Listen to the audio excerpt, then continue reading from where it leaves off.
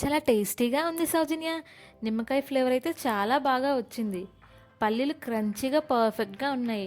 ఒక ముద్ద తింటే ఇంకో ముద్ద తినాలి అనిపించేంత రుచిగా ఉంది సౌజన్య అని అనిల్ అంటున్నారు. హాయ్ ఫ్రెండ్స్, అందరికీ నమస్కారం. ఈరోజు మనం చాలా సింపుల్గా చాలా తక్కువ టైంలో తయారయ్యే నిమ్మకాయ పులిహోర ఎలా చేసుకోవాలో ఈ వీడియోలో చూద్దాం. వీడియో చివరి వరకు చూడండి. ఇందులో చిన్న చిన్న టిప్స్ పాటిస్తే రెసిపీ చాలా పర్ఫెక్ట్గా వస్తుంది.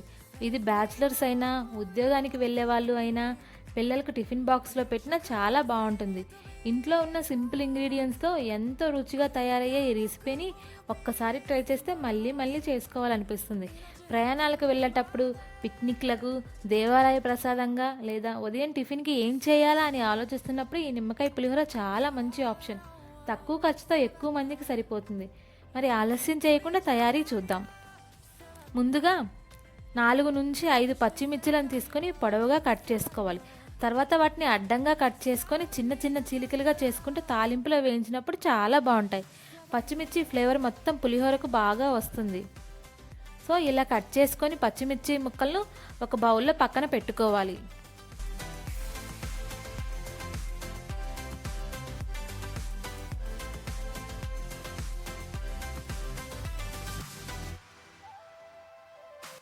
ఇక్కడ నేను 4 నిమ్మకాయలు తీసుకొని వాటిని అడ్డంగా కట్ చేసి ఒక బౌల్లో పిండుకున్నాను. అందులో తగినంత సాల్ట్ వేసి రెడీగా పక్కన పెట్టుకోవాలి.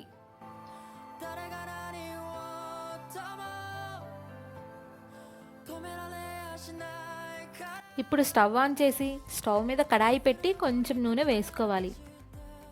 నూనె బాగా వేడయ్యాక ముందుగా పల్లీలు వేసి వేయించుకోవాలి. ఈ పల్లీలు గోల్డెన్ కలర్ వచ్చే వరకు వేయించుకోవాలి. పల్లీలు ముందుగా వేయించడానికి ఒక మంచి కారణం ఉంది. పల్లీలు వేయించేటప్పుడు వాటి సహజమైన రుచి, సువాసన బయటకు వస్తాయి. తర్వాత అన్నంలో కలిసినప్పుడు కరకరలాడుతూ తింటే చాలా బాగుంటాయి. అలాగే తర్వాత తాలింపులో వేసే పదార్థాల రుచి కూడా పల్లీలకు అతుక్కోకుండా విడిగా మంచి టేస్ట్ వస్తుంది. పల్లీలు వేయించిన తర్వాత వాటిని ఒక బౌల్లోకి తీసి పక్కన పెట్టుకోవాలి.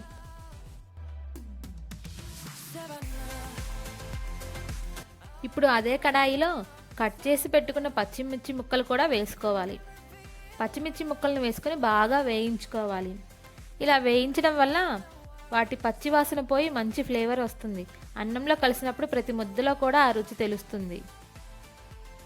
ఇలా వేయించిన తర్వాత అవి కూడా తీసి పక్కన పెట్టుకోవాలి.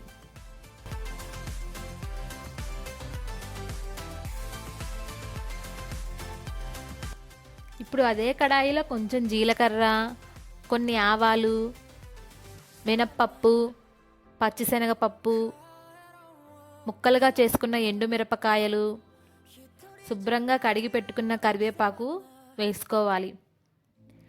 ఆవాలు చిటపటలాడే వరకు వేయించాలి. అలాగే జీలకర్ర మంచి సువాసన ఇస్తుంది. ఇవన్నీ వేయటం వల్ల పులిహోరకి ప్రత్యేకమైన టేస్ట్ వస్తుంది. పచ్చిశనగపప్పు, మినప్పప్పు కరకరలాడుతూ తింటే చాలా బాగుంటుంది. కరివేపాకు అయితే తాలింపుకు ప్రాణం అని చెప్పచ్చు. ఇవన్నీ బాగా వేసిన తర్వాత కొద్దిగా పసుపు కూడా వేసుకోవాలి. పసుపు వల్ల మంచి రంగు రావడమే కాకుండా ఆరోగ్యానికి కూడా చాలా మంచిది.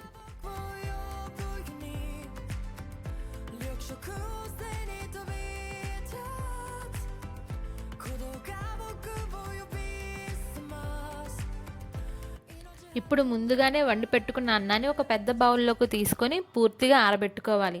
చాలామంది చేసే పొరపాటు ఏంటంటే వేడివేడిగా ఉన్న అన్నంలోనే తాలింపు కలపడం. అలా చేస్తే అన్నం మెత్తగా అయిపోయి గుజ్జులా మారిపోతుంది. పులిహోరలో ప్రతి మెతుకుకు విడివిడిగా ఉండాలి. అందుకే అన్నం పూర్తిగా చల్లారిన తర్వాత మాత్రమే కలపాలి. అలాగే ఇంట్లో నిన్నటి రాత్రి అన్నం మిగిలిపోయినా దాన్ని వృధా చేయకుండా ఉదయం ఇలా పులిహోరగా చేసుకోవచ్చు. టిఫిన్ బాక్స్కి కూడా చాలా బాగుంటుంది.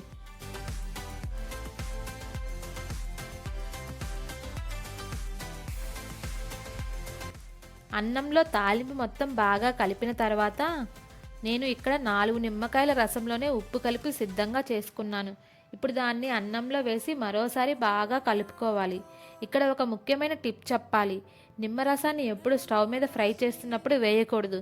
ఎందుకంటే వేడి ఎక్కువైతే నిమ్మకాయలో ఉండే సహజమైన పులుపు, తాజా సువాసన తగ్గిపోతాయి. కొన్నిసార్లు స్వల్ప చేదు రుచి కూడా రావచ్చు. అందుకే స్టవ్ ఆఫ్ చేసిన తర్వాత లేదా అన్నం కొంచెం చల్లారిన తర్వాత మాత్రమే నిమ్మరసం కలపాలి. అప్పుడు నిజమైన నిమ్మకాయ రుచి పులిహోరలో ఉంటుంది.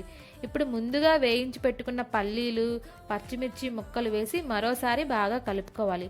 పల్లీలు క్రంచీగా, పచ్చిమిర్చి కారం స్వల్పంగా, నిమ్మకాయ పులుపు చక్కగా కలిసినప్పుడు ఈ పులిహోర రుచి మరింత పెరుగుతుంది.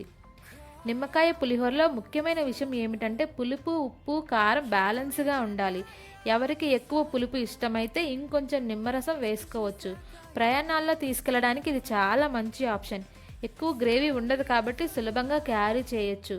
పిల్లలు కూడా పల్లీలు ఉండడం వల్ల ఇష్టంగా తింటారు. ఉదయం త్వరగా ఆఫీస్కి వెళ్ళే వాళ్ళకి, హాస్టల్లో ఉండే బ్యాచిలర్స్కి, స్టూడెంట్స్కి ఈ రెసిపీ చాలా ఉపయోగపడుతుంది. దేవాలయాల్లో ప్రసాదంగా ఇచ్చే పులిహోర ఈ రుచిని గుర్తు చేసేలా ఈ నిమ్మకాయ పులిహోర ఉంటుంది. ఒకసారి ట్రై చేసి మీ ఇంట్లో వాళ్ళకు పెట్టండి, ఖచ్చితంగా అందరూ ఇష్టపడతారు.